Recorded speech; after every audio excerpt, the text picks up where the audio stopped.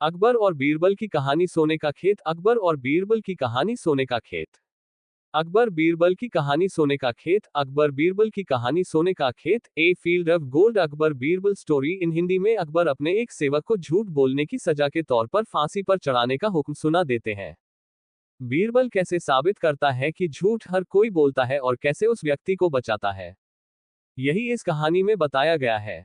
बादशाह अकबर के शयन कक्ष में सफाई करते हुए एक सेवक के हाथ से गिरकर उनका पसंदीदा फूलदान टूट गया। फूलदान टूटने पर सेवक घबरा गया। उसने चुपचाप फूलदान के टुकड़े समेटे और उन्हें बाहर फेंक आया। अकबर जब शयन कक्ष में आए तो उन्हें अपना मनपसंद फूलदान नदारद दिखा। उन्होंने सेवक को बुलाकर उसके बारे में पूछा तो डर के मारे सेवक ने झूठ कह दिया, जहां पनाह में वह फूलदान साफ करने घर ले गया था। इस वक्त वो वहीं है।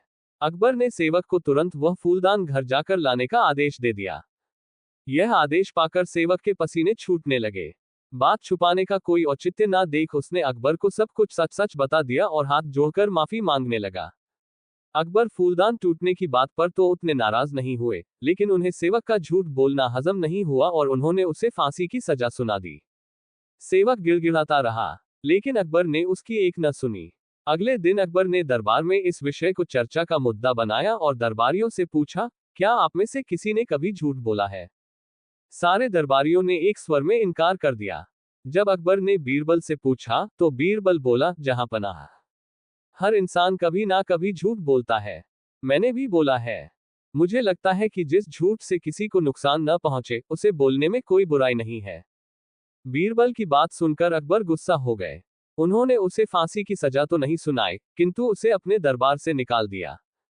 बीरबल तुरंत दरबार छोड़कर चला गया। उसे अपनी चिंता नहीं थी, किंतु बिना बात के सेवक का फांसी पर चढ़ जाना उसे गंवारा नहीं था। वह उसे बचाने की युक्ति सोचने लगा। कुछ सोच विचार उपरांत उसने घर की जगह सुनार की दुकान की राह पकड़ ली। सुनार को उसने सोने से धान की बाली बनाने कहा। अगली सुबह सुनार ने बीरबल को सोने की बनी धान की बाली बनाकर दे दी, जिसे लेकर बीरबल अकबर के दरबार पहुंचा। दरबार से निकाले जाने के बाद भी वहां आने की बीरबल की हिमाकत देखकर अकबर नाराज हुए, लेकिन बीरबल ने उन्हें अपनी बात सुनने के लिए किसी तरह राजी कर लिया। वह सोने की बनी धान की बाली अकबर को दिखाते हुए बोले, जहां पनाह, एक बहुत ही महत्वपूर्ण बात आपको बतानी थी, इसलिए मुझे यहां आना पड़ा। कल शाम घर जाते समय रास्ते में मेरी मुलाकात एक सिद्ध महात्मा से हुई। उन्होंने मुझे ये सोने की धान की बाली देकर कहा कि किसी उपजाऊ भूमि में इसे लगा देना, इससे उस खेत में सोने की फसल होगी। मैंने एक उपजाऊ भूमि खोज ली है। मैं चाहता हूं कि सभी दरबारी और आप भी इसे लगाने उस खेत में चलें।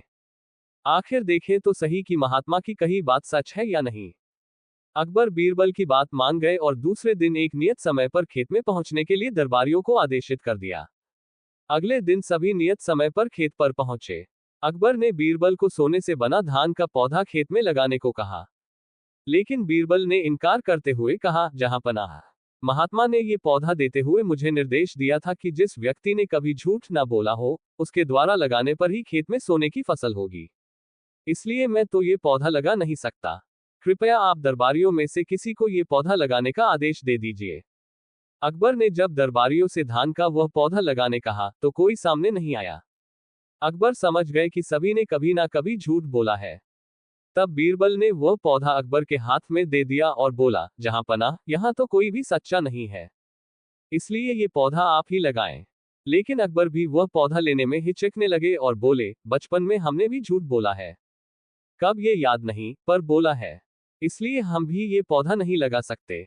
ये सुनने के बाद बीरबल मुस्कुराते हुए बोला, जहां पनाह, इस पौधे को मैंने सुनार से बनवाया है। मेरा उद्देश्य मात्र आपको ये समझाना था कि दुनिया में लोग कभी ना कभी झूठ बोलते ही हैं। जिस झूठ से किसी का बुरा ना हो, वह झूठ झूठ नहीं है। अकबर बीरबल की बात समझ गए थे।